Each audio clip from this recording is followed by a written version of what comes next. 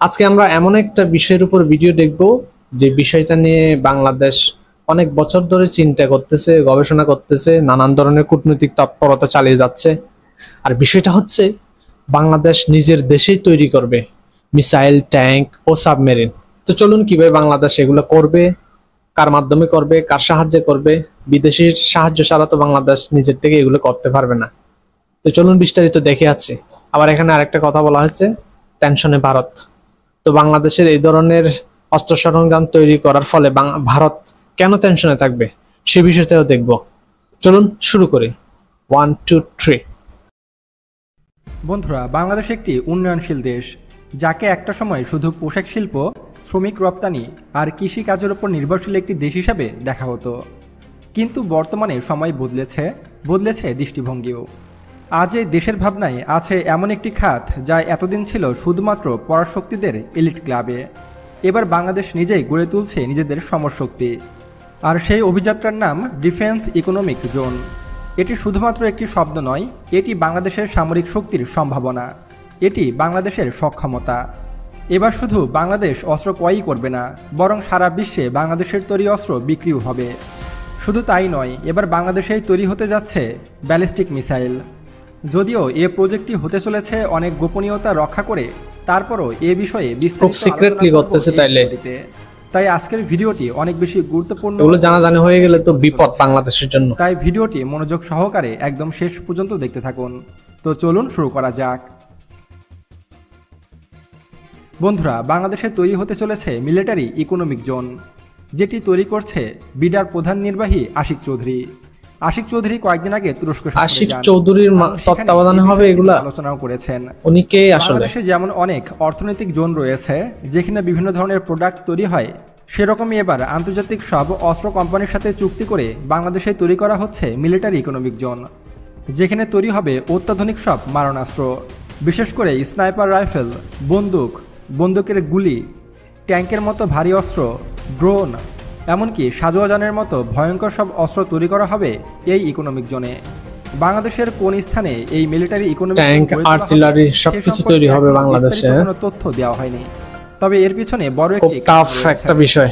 আপনারা হয়তো জানেন যে মিলিটারি ইকোনমিক জোন অন্যান্য শিল্প কলকারখানার মতো নয়, এটিকে সবসময় গোপনীয়ভাবে রাখা হয় এবং মিলিটারি ইকোনমিক জোনকে সবসময় এমনভাবে তৈরি করা হয় যেন সেখানে বহিঃশত্রু আক্রমণ করতে না পারে।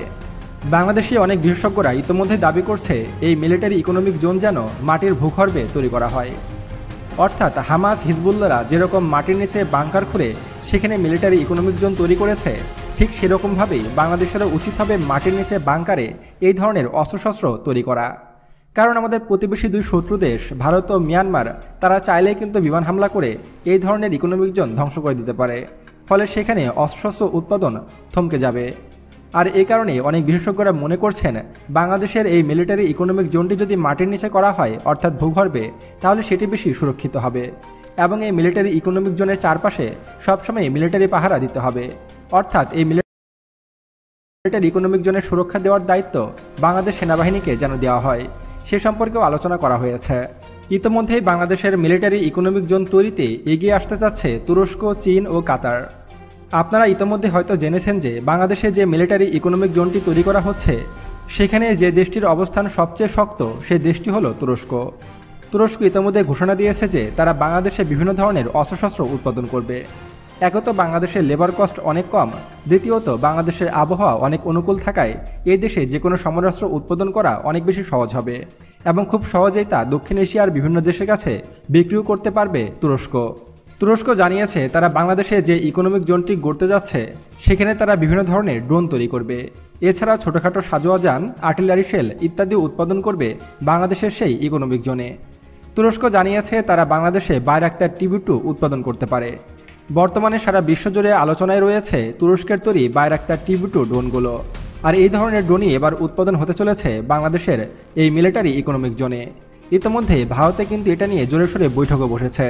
তারা টেনশনে আছে বাংলাদেশে যদি অত্যাধুনিক সব অস্ত্র তৈরি হয় তাহলে হয়তো বিভিন্ন চাপে থাকবে ভারত কিন্তু ইতিমধ্যেই তাদের চিকেন স্নেক নিয়ে ইতিমধ্যেই অনেক টেনশনে রয়েছে বাংলাদেশের বিভিন্ন পদক্ষেপ নিয়ে। কয়েকদিন আগে ভারত পাকিস্তানের যুদ্ধে তা ইকোনমিক জোন প্রমাণ হয়েছে, এছাড়া দেখেছে সবাই লালমনিরহাটে এশিয়ার সবচেয়ে বড় বিমান ঘাঁটি স্থাপন করতে চলেছে।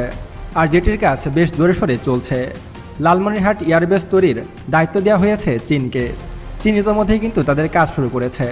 ফলে একদিকে বাংলাদেশে মিলিটারি ইকোনমিক জোন তৈরি হচ্ছে, অন্যদিকে লালমনিরহাট এয়ারবেস পুরোদমে সচল করা হচ্ছে। সব কিছু মিলিয়ে ভারতের চিকেন স্নেক অনেক বেশি বিপদে রয়েছে। আর ভারতের চিকেন স্নেক এমন একটি জায়গা যেখানে বাংলাদেশ যদি আঘাত হানে তাহলে পুরো ভারত দ্বিখণ্ডিত হয়ে যাবে এবং ভারতের 7টি রাজ্য বা 7 সিস্টার্স একদম চিরতরে আলাদা হয়ে যাবে। আর এই কারণেই এটাকে সব থেকে বেশি ভয় পাচ্ছে ভারত। ভারত ইতিমধ্যেই তাদের এই বিষয় নিয়ে জরুরি বৈঠকও ডেকেছে। তবে বাংলাদেশের প্রধান উপদেষ্টা ডক্টর মোহাম্মদ ইউনূস জানিয়েছে তারা কোনোভাবে পিছু হটবে না এবং বাংলাদেশে এই মিলিটারি ইকোনমিক জোনটি পুরোপুরি চালু করা হবে এবং বাংলাদেশের সকল সমরাস্ত্র বাংলাদেশের নিজ ভূমিতেই উৎপাদন করা হবে। ডক্টর মোহাম্মদ ইউনূস আরও জানিয়েছে যে বাংলাদেশ প্রতি বছর বাংলাদেশ কোনোভাবে পিছু হটবে না তাইলে করে থাকে এই সিদ্ধান্ত থেকে। যখন বাংলাদেশে এই সকল সব অস্ত্র তৈরি হবে তখন আর বাংলাদেশের এত হাজার হাজার কোটি টাকা খরচ করে বিদেশ থেকে অস্ত্র কিনতে হবে না। এতে করে একদিকে যেমন বাংলাদেশের অর্থের সাশ্রয় হবে, দ্বিতীয়ত কর্মসংস্থানের সৃষ্টি হবে অনেক। ফলে বাংলাদেশের বেকারত্বও অনেক অংশে কমে যাবে। একদিকে বাংলাদেশ যেমন সমরাস্ত্রে শক্তিশালী হবে, অন্যদিকে বাংলাদেশের বেকারত্বও দূর হবে। তাই সব কিছু মিলিয়ে বলা যায় যে উভয় দিকে বাংলাদেশ লাভবান হবে। তুরস্ক ছাড়াও বাংলাদেশের মিলিটারি ইকোনমিক জোন তৈরিতে সাহায্য করবে চীন ও কাতারের মতো দেশ। চীন জানিয়েছে তাদের সব অত্যাধুনিক অস্ত্র বাংলাদেশে তৈরি করবে চীন। ফলে কম খরচে বাংলাদেশে বিপুল পরিমাণে অস্ত্রশস্ত্র উৎপাদন করা সহজ হবে। এছাড়াও আরও একটি দেশ বাংলাদেশের মিলিটারি ইকোনমিক জোনে সাহায্য করবে, সেই দেশটি হলো কাতার। কাতার জানিয়েছে তারা অর্থনৈতিকভাবে বাংলাদেশের মিলিটারি ফার্ম বা মিলিটারি ইকোনমিক জোন তৈরিতে সাহায্য করবে এবং বাংলাদেশে বিভিন্ন ধরনের অস্ত্রশস্ত্র উৎপাদন করে তারপর তারা সেগুলো বিভিন্ন দেশে এক্সপোর্ট করবে। অর্থাৎ তুরস্ক, চীন ও কাতার তারা সকলেই চাচ্ছে বাংলাদেশ যেন খুব দ্রুত এই মিলিটারি ইকোনমিক জোন তৈরি করতে পারে। এখন দেখার বিষয় কবে নাগাদ এটি বাস্তবায়ন হয়। বন্ধুরা, আবার এই দিকে বাংলাদেশের মিসাইল প্রজেক্টও কিন্তু বেশ জোরে সোরে আগাচ্ছে। আপনারা 5-6 বছর বলা সহজ কিন্তু করা কঠিন। বাংলাদেশ বজ্র 1 নামক নতুন একটি ব্যালিস্টিক মিসাইল তৈরি করতে চলেছে। যদিও সেই প্রজেক্টটি নিয়ে আমি খুব বেশি একটা আলোচনা করিনি বা এই প্রজেক্টটি তেমন কোনো আলোচনাতেও আসেনি বাংলাদেশের। তবে বর্তমানে গুঞ্জন শোনা যাচ্ছে বাংলাদেশের বজ্র 1 নামক ব্যালিস্টিক মিসাইলের কাজ প্রায় শেষের দিকে রয়েছে এবং এই মিসাইলটি তৈরি করতে ব্যাপক গবেষণা চালাচ্ছে বাংলাদেশ সেনাবাহিনী। বজ্র 1 তো জানেন যে আমাদের পার্শ্ববর্তী দুইটি দেশ ভারত ও মিয়ানমার উভয়ের কাছেই কিন্তু দূরপাল্লার ব্যালিস্টিক মিসাইল রয়েছে। তারা চাইলেই কিন্তু খুব সহজেই মিসাইল মেরে বাংলাদেশের রূপপুর পারমাণবিক বিদ্যুৎ কেন্দ্র, পদ্মা সেতু এবং বাংলাদেশের বিভিন্ন উন্নয়ন অবকাঠামো ধ্বংস করে দিতে সক্ষম। সেগুলোকে ঠেকানোর ক্ষমতা বাংলাদেশের নেই, এমনকি তার প্রতিবাদে পাল্টা আক্রমণ করার ক্ষমতাও কিন্তু বর্তমানে বাংলাদেশের নেই। এখন বর্তমানে বাংলাদেশের জন্য খুব বেশি প্রয়োজন হয়ে দাঁড়িয়েছে ব্যালিস্টিক মিসাইল, যেটির রেঞ্জ হবে কমপক্ষে 300 কিলোমিটার।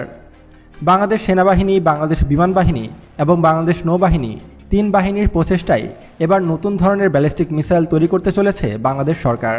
ইতোমধ্যেই বাংলাদেশ বিমান বাহিনী কিন্তু তাদের তৈরি অত্যাধুনিক ড্রোন KX-2 প্রকাশ্যে নিয়ে এসেছে এবং এটি একটি কিন্তু এটিকে দেখতে অনেকটা তুরস্কের তৈরি এটা বিমান বাহিনীর তৈরি না, বাংলাদেশের বিমান বাহিনীর তৈরি প্রথম ড্রোন। তাইলে বাংলাদেশ বিমান বাহিনীও হয়তো এই মিসাইল প্রজেক্টে সংযুক্ত রয়েছে।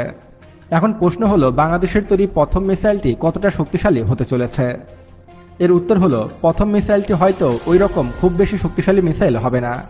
তারপরও বাংলাদেশের প্রথম মিসাইল হিসাবে সেটি যথেষ্ট শক্তিশালী হতে চলেছে এবং সে মিসাইলের রেঞ্জ হবে কমপক্ষে 300 কিলোমিটার এবং এটি হতে পারে একটি ব্যালিস্টিক মিসাইল। বন্ধুরা, বাংলাদেশের মিসাইল প্রজেক্ট সম্পর্কে আপনি যদি আরও বিস্তারিত জানতে চান তাহলে অবশ্যই আমাদেরকে কমেন্ট করে জানাবেন। আমি পরবর্তী ভিডিওতে এই মিসাইল সম্পর্কে আরও বিস্তারিত আলোচনা করার চেষ্টা করব। এবং 2025 সালে এসে যদি চীন ভারত যুদ্ধ হয় তাহলে কোন দেশ জয়লাভ করবে সে সম্পর্কে জানতে আমাদের এই ভিডিওটিতে ক্লিক করুন।